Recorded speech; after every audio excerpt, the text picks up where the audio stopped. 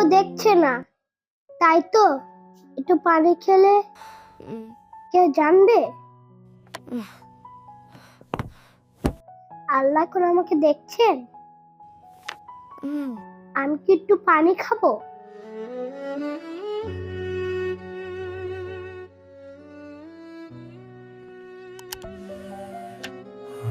শায়ান, ওঠো বাবা।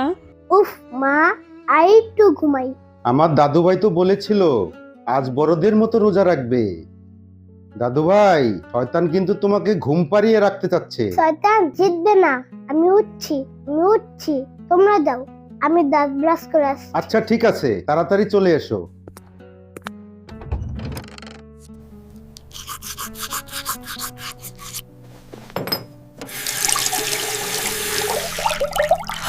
শায়ান, তাড়াতাড়ি খাও, আজান দিয়ে দিবে। ঠিক আছে দাদু ভাই। চলো আমরা রোজার নিয়ত করি। ঠিক আছে। আলহামদুলিল্লাহ। আল্লাহু আকবার, আল্লাহু আকবার।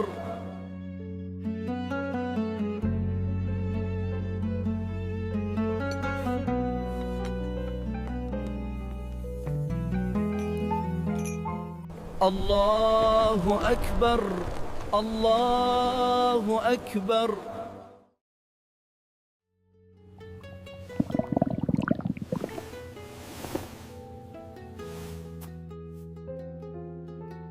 এত ক্ষুধা লাগছে কেন?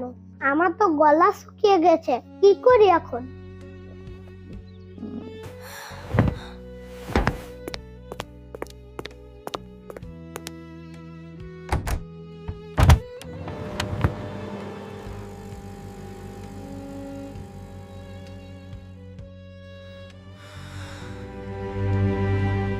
কেউ দেখছে না, তাই তো একটু পানি খেলে কেউ জানবে? আল্লাহ কোন আমাকে দেখছেন? আমি কি একটু পানি খাবো? আল্লাহ সব দেখেন দাদু ভাই।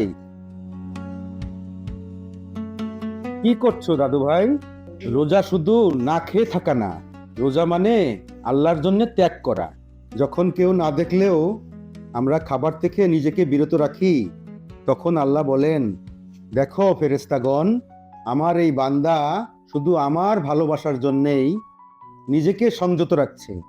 আল্লাহ কি এখন আমাকে দেখছেন? হ্যাঁ দাদু ভাই, সব সময়।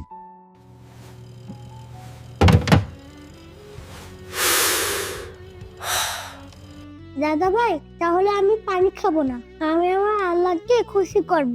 হ্যাঁ দাদু ভাই, চলো নামাজের সময় হয়ে গিয়েছে, নামাজ পড়ে আসি।